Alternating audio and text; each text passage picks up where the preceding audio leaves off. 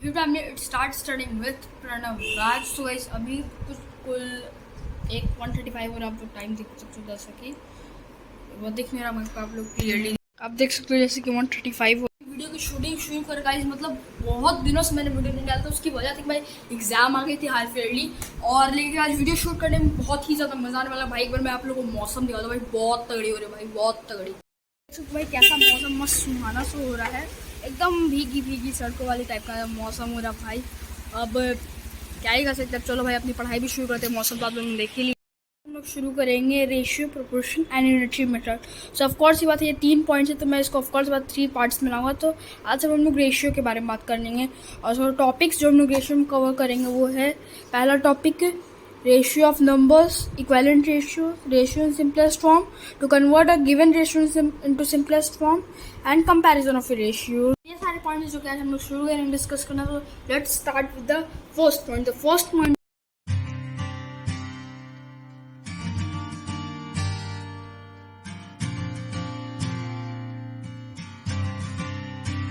सो हमारा first point है ratio of numbers. तो सबसे पहले हम लोग रेशियो को समझने की कोशिश करते हैं। तो रेशियो का यहाँ पे मतलब है कंपैरिजन। सो मतलब रेशियो ऑफ नंबर्स का मतलब हुआ कंपैरिजन ऑफ नंबर्स। अब comparison of numbers, of course ये बात हम लोग कम से कम 2 नंबर्स चाहिए। अब मान के चलिए मैं यहाँ पे 5 और 9 को लेता हूँ, वो 2 नंबर, तो हम लोग लिखेंगे कैसे? बोलने वक्त हम लोग कैसे बोलेंगे? बोलने वक्त बोलेंगे 5:9, और लिखने वक्त रेशियो का एक सिंबल होता है जो कि ये 2 डॉट्स उसको डिफाइन करता है। रेशियो का सिंबल ये 2 डॉट्स डिफाइन करता है, रेशियो का सिंबल ये 2 डॉट्स डिफाइन करता है, ठीक है। तो हम लोग लिखने वक्त इसको 5 ऐसे करके 9 लिखेंगे। अब एक चीज़ और बता दूँ, इस रेशियो को हम लोग 5 फ्रैक्शन 9 भी लिख सकते हैं। आपको कि वो कैसे भाई?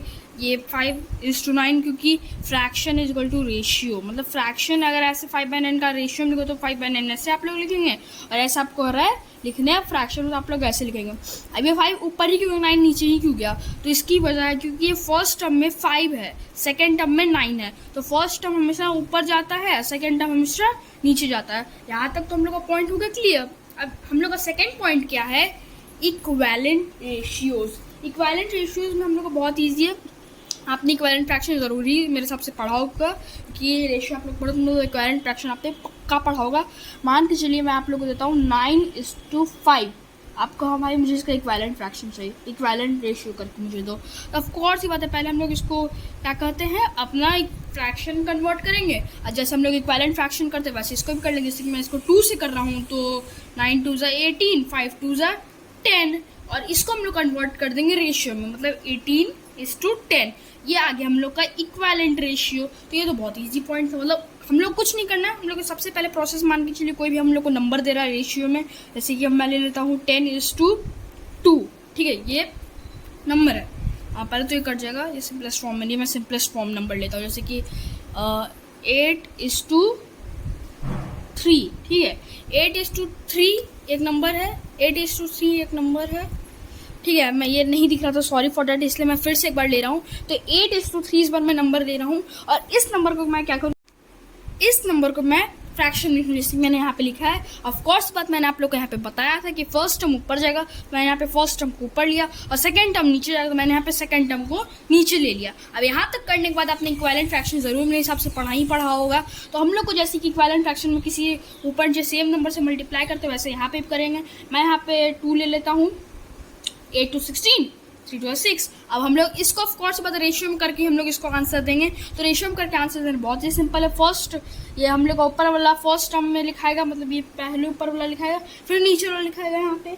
तो 16/6 इसका आंसर है, अगर इसका इक्विवेलेंट रेशियो पूछे तो, ठीक है। अब हम लोग का ये भी पॉइंट हो गया, मतलब हम लोग का first point second point completed. अब थर्ड पॉइंट क्या है? Ratio in simplest form. हम लोग का ये थर्ड पॉइंट में रेशियो इन सिंपलेस्ट फॉर्म। ये रेशियो इन सिंपलेस्ट फॉर्म का क्या मतलब हुआ?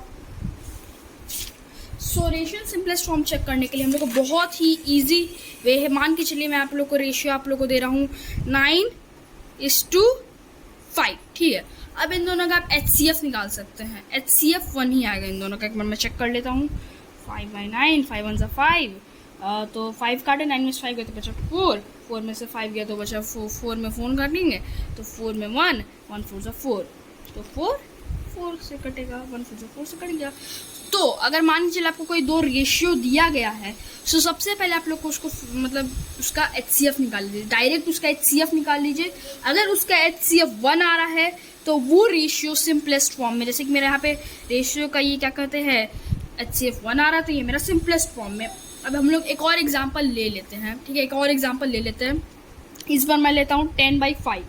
अब बहुत लोग देखते ही बोल देंगे कि ये सिंपलेस्ट फॉर्म में नहीं, लेकिन एक बार मैं चेक करूँगा। तो 5/10, 5 2 10, ये तो कट गया, मतलब इसका मेरा HCF जो कि है मेरा 1 नहीं आया, 1 नहीं आया बल्कि 5 आया, 1 की जगह 5 आ गया। तो अब ये मेरा सिंपलेस्ट फॉर्म में नहीं है, नॉट इन सिंपलेस्ट फॉर्म।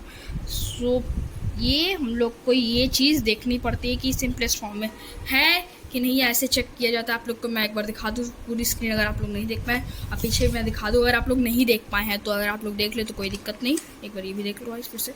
अब आते हैं हम लोग की नेक्स्ट पॉइंट पे। हम लोग पहले ये थर्ड पॉइंट भी काट कर लेते हैं कि हम लोगों ने थर्ड पॉइंट भी कर लिया।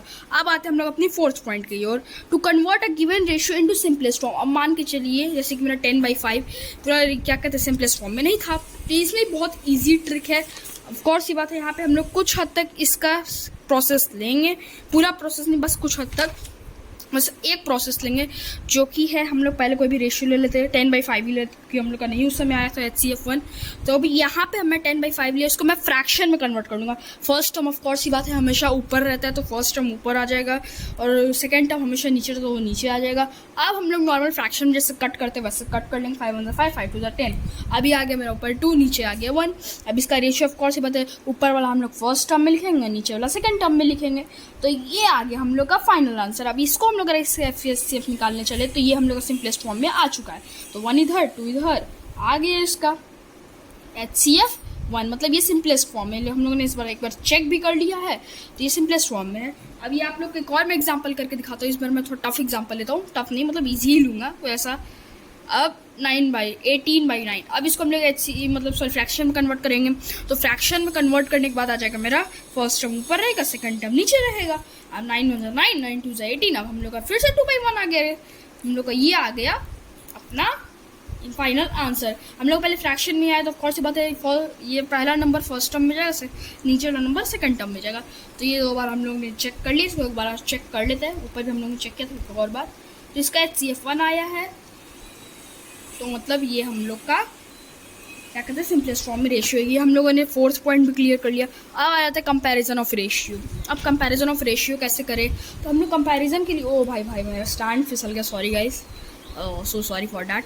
अब हम लोग कंपैरिजन ऑफ रेशियो कैसे करें, सो हम लोग कुछ नहीं, पहले कोई भी 2 रेशियो ले लेते हैं पहले कंपैरिजन के लिए। ऑफकोर्स ये बात हम लोग को रेशियो लेना पड़ेगा, तो मैं 9/5 ही लूँगा, मेरा फेवरेट नंबर। अब हम लोग इसको कंपेयर कैसे करेंगे, ये हो गया मेरा ठीक है, ये 9/5 ऐसे मैंने अपना नॉर्मली लिख लिया। अब एक और रेशियो मुझे ऑफकोर्स ये बच्चे कंपेयर कर रहे हैं, क्योंकि अब मैं लेता हूँ 10/7। अब इसको भी हम लोग कन्वर्ट कर लेते हैं फ्रैक्शन में, तो ये हो गया 10/7। अब इन दोनों को मुझे कंपेयर करना है, ठीक है, मुझे इन दोनों को कंपेयर करना है। तो मुझे इन दोनों को कंपेयर करने के लिए ऑफकोर्स ये बात, मुझे इन दोनों के डिनोमिनेटर को 1 करना पड़ेगा, और उसके लिए हम लोग को ऑफकोर्स ये बात है LCM लेना पड़ेगा। LCM हम लोग ले लेते हैं, तो ये दोनों नंबर किसी से नहीं करेंगे, तो ये हो जाएगा हम लोग के 35 इंटू करने के बाद। अभी 35 आ गया हम लोग का LCM, यहाँ पे 35 लिख लेते हैं। पहले 5 वाले को लेते हैं, तो 9 7 5 35, तो 9 7 हो जाता है 63। तो ये हम लोग इसको कन्वर्ट कर लिए हैं अपना इक्विवेलेंट फ्रैक्शन में, मतलब 9/5 को मैं लिख ही देता हूँ, 9 × 7 × 7। अब मैं आ जाता हूँ 10 वाले में, 10/10। अब 7 5 होता है तो यहाँ 5 × 5 कर लेंगे, तो 10 5 50, 7 5 35। तो हम लोग पहले इन दोनों को इक्विवेलेंट फ्रैक्शन कर लिए LCM निकालने के बाद। अब इसके बाद हम लोग क्या करेंगे, इसके बाद वाले प्रोसेस पे आते हैं, हम लोग नंबर चेक करेंगे। डिनोमिनेटर 1 है तो हम लोग न्यूमरेटर को चेक करेंगे, न्यूमरेटर हम लोग का 63 बिग है, तो ऑफकोर्स ये बात है हम लोग का 9:5 रेशियो बड़ा है एज इन कंपैरिजन। 10/7 से 9:5 रेशियो बड़ा है। सो हम लोग आज सारे पॉइंट्स से क्लियर हो गए पार्ट 1 में। अब मैं पार्ट 2 में ये सारे पॉइंट्स आप लोग को बताऊंगा, ठीक है। मैं पार्ट 2 में हम लोग का ये पहला पॉइंट रेशियो ख़त्म हो चुका है। अब मैं आपको पार्ट 2 में प्रोपोर्शन एंड यूनिटरी मेथड बताऊंगा। सो पार्ट 1 में मैंने आप लोग को कुछ इतना ही बताया था, ratio of numbers, equivalent ratios, ratio in simplest form, to convert a given ratio in simplest form and comparison of ratios. So अब मैं इसके लिए कुछ क्वेश्चंस प्रिपेयर किया, आप लोग को एक बार दिखा देता हूँ क्वेश्चंस, और उस क्वेश्चंस का लिंक डिस्क्रिप्शन बॉक्स, उन क्वेश्चंस को मैंने वर्ड में कन्वर्ट करके लिंक कमेंट बॉक्स में पिन रहेगा और डिस्क्रिप्शन में रहेगा।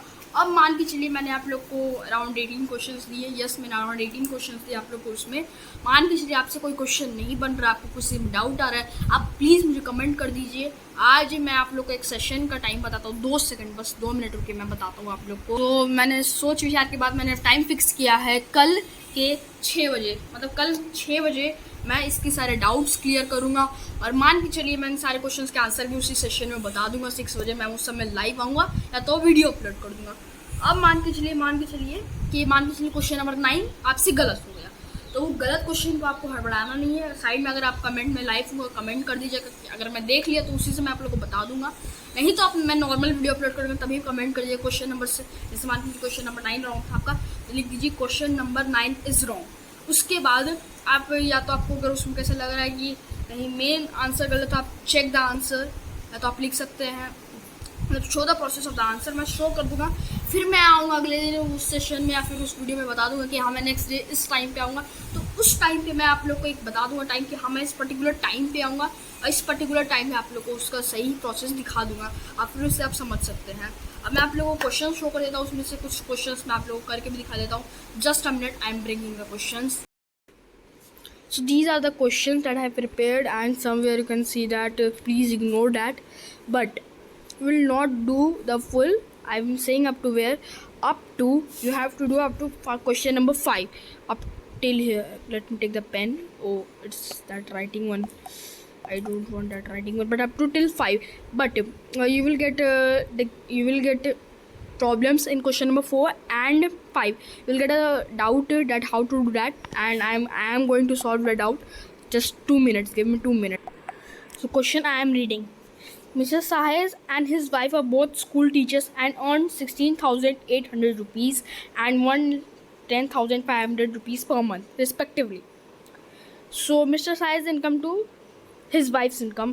तो इसमें सबसे पहले हम लोग को साइज इनकम हम लोग को बोल रहा है, size income to wife income, wife's income. तो सबसे पहले हम लोग क्वेश्चन पढ़ेंगे फिर से.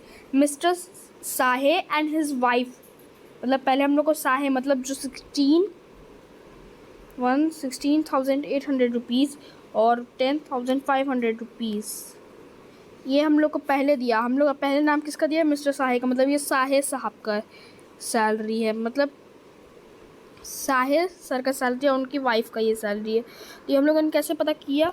सो इसमें हम लोग पहले देखें कि पहले किसका सैलरी लिखा हुआ है, पहले किसका कौन सा सैलरी पहले लिखा है 16,800 रुपीज़. अब पहले किसका नाम लिखा, मतलब साहिर सर का. So from here we will catch whose money is this. So आप लोग को यही एक डाउट होता है, बाकी सारे क्वेश्चन ईजी है 5 तक. 5 में भी यही चीज़ है, तो आप लोग को 5 तक करके लाना है. और एक चीज़ क्या मैंने आप और मतलब बता दूँ, एक्सपेंडिट्यूर. मैं आप लोग को एक बार लिख के दिखा देता हूँ. एक्सपेंडिट्यूर, बहुत लोग पहली बार सुन रहे होंगे इसको. एक्सपेंडिट्यूर का मतलब होता है खर्चा. क्या होता है? खर्चा. शायद मैंने खर्चे का मीनिंग गलत लगा, उसको प्लीज़ इग्नोर करना, पर बोलने का मतलब मेरा खर्चा ही है. सो आज वीडियो के लिए इतना ही. Thank you so much for watching my channel start studying with Pranav Raj. Please like share and subscribe. और हम लोग 90 सब्सक्राइबर्स के बहुत ज़्यादा करीब, और 85 उससे भी ज़्यादा करीब. प्लीज़ जल्दी से करो अपनी फैमिली को इतने सब्सक्राइबर्स, ताकि हम लोग और फैमिली बड़ी होए और हम लोग और अच्छी वीडियोज़ आप लोग को प्रोवाइड करा सकें. और हाँ, कल भूलना मत, 6 बजे या तो लाइव या वीडियो आएगी. सो प्लीज़ अपने डाउट्स कमेंट्स में लिख देना, और जो क्वेश्चंस नहीं हो उस वीडियो के लिंक, उस वीडियो के डिस्क्रिप्शन, सॉरी गाइस मैं रिपीट कर रहा हूँ गाइस, सॉरी. आप लोग प्लीज़ कल वो सेशन ज्वाइन कीजिएगा अगर मैं लाइव करूँगा, या फिर मैं वीडियो अपलोड करूँगा. ऑफ कोर्स ये बात कमेंट कर दीजिएगा. सो तब तक के लिए मिलता है आप लोग को नेक्स्ट वीडियो में. तब तक के लिए tata, bye bye, goodbye and have a nice day.